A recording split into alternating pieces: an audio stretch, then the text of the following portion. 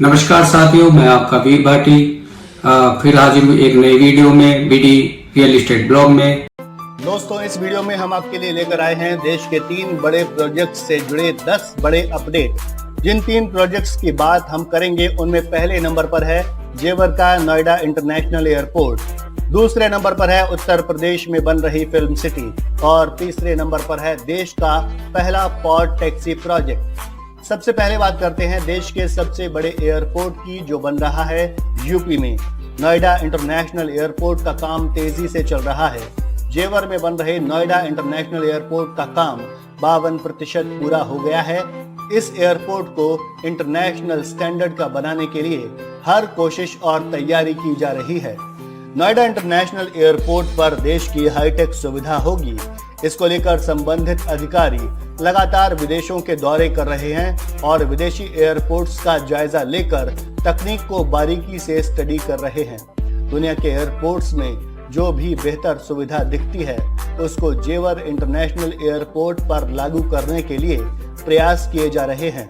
Noida international airport limited की board बैठक इस बार स्विट्जरलैंड में हुई थी, जिसमें नोएडा इंटरनेशनल एयरपोर्ट लिमिटेड के सीईओ डॉक्टर अरुणवीर सिंह भी मौजूद रहे।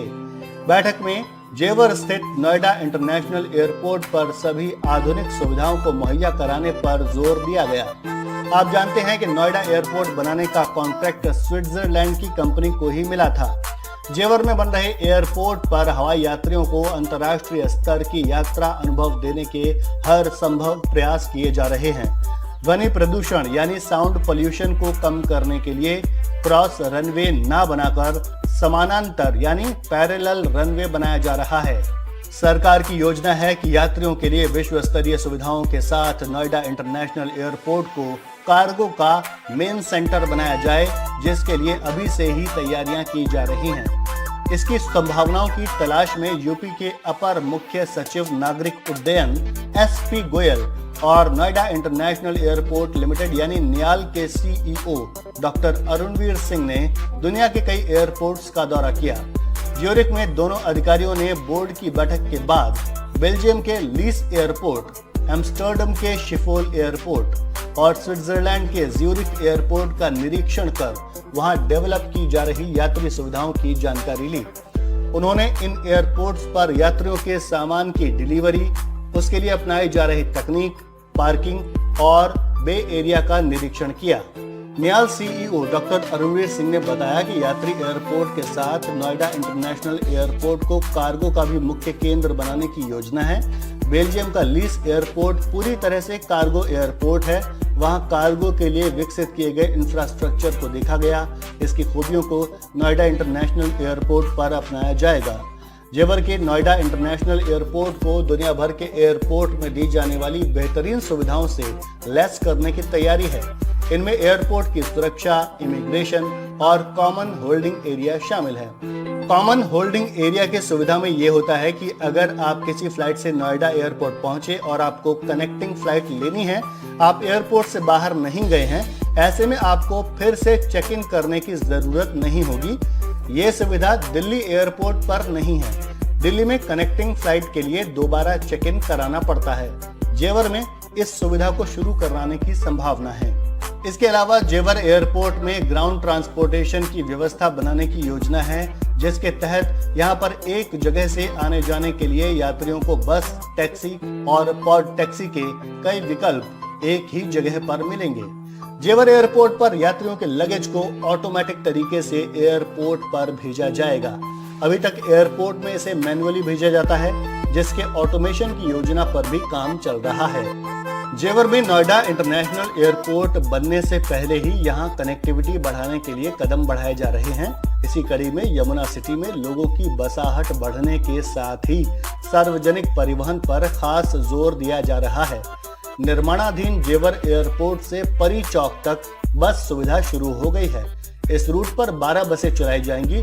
फिलहाल एक बस से शुरुआत हो गई है। दरअसल यमुना अथॉरिटी एरिया में इंडस्ट्रियल यूनिट्स लगनी शुरू हो गई हैं। ऐसे में यहां पर पब्लिक ट्रांसपोर्ट की जरूरत महसूस होने लगी थी। इसको देखते हुए यमुना अथॉरिटी ने बस सर्विस शुरू करा दी है। इसके लिए परिवहन निगम के साथ कॉन्ट्रैक्ट किया गया है। ये बस सुविधा परी चौक से जेवर एयरपोर्ट तक चलेगी।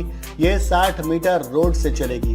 ये बस सर्विस 0 पॉइंट से शुरू होकर JP green sport city east zone, JP green sport city south zone, Rabupura और साबोता गांव तक जाएगी। एयरपोर्ट की तरफ से सुबह 8 बजे से ये सुविधा शुरू होगी और शाम 5 बजे आखिरी बस परी चौक से मिलेगी। परिवहन निगम ₹1.30 प्रति किलोमीटर की दर से किराया वसूलेगा। अब बात करते हैं वीडियो के दूसरे प्रोजेक्ट की, जो है यूपी की फिल्म सिटी यीडा यानी Yamuna expressway industrial development authority के एरिया में बनने वाली उत्तर प्रदेश की अपनी फिल्म सिटी को लेकर एक अपडेट सामने आया है। यमुना सिटी में आने वाली फिल्म सिटी प्रोजेक्ट का काम शुरू होने को लेकर खबर आई है कि इसके पहले फेज में केवल 230 एकड़ एरिया में ही काम होगा। यूपी फिल्म सिटी का पूरा प्रोजेक्ट 1000 एकड़ का है। पहले फेज के 230 एकड़ के एरिया को डेवलप करने में 1510 करोड़ रुपए खर्च होने की संभावना है। खबर यह भी है कि जो कंपनी ये डेवलपमेंट करेगी उसे 3 साल में काम पूरा करना होगा।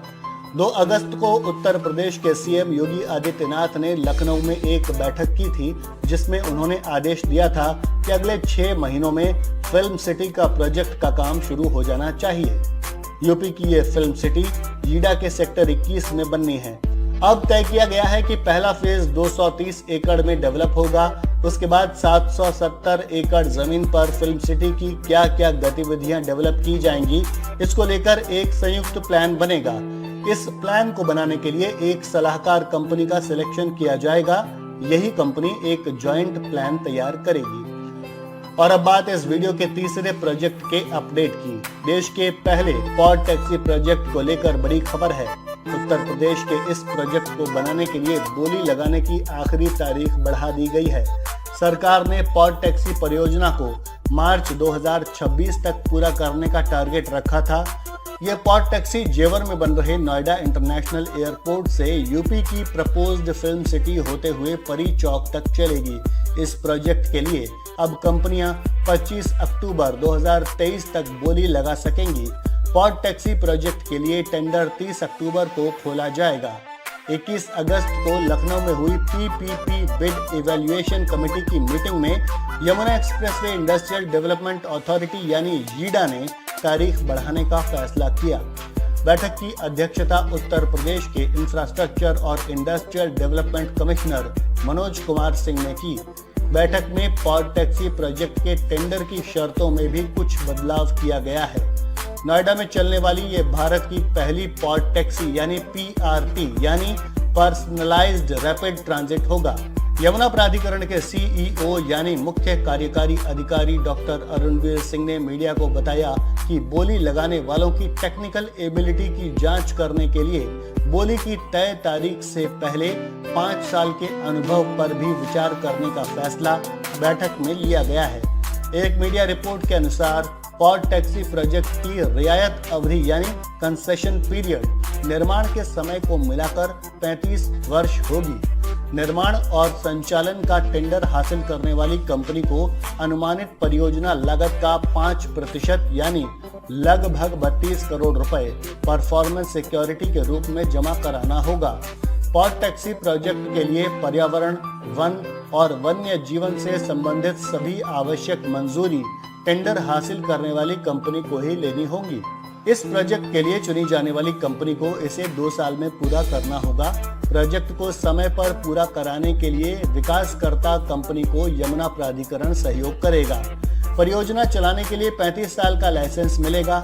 यमुना अथॉरिटी ने पॉड टैक्सी की डीपीआर केंद्र सरकार की company Indian port rail and ropeway corporation limited से बनवाई है।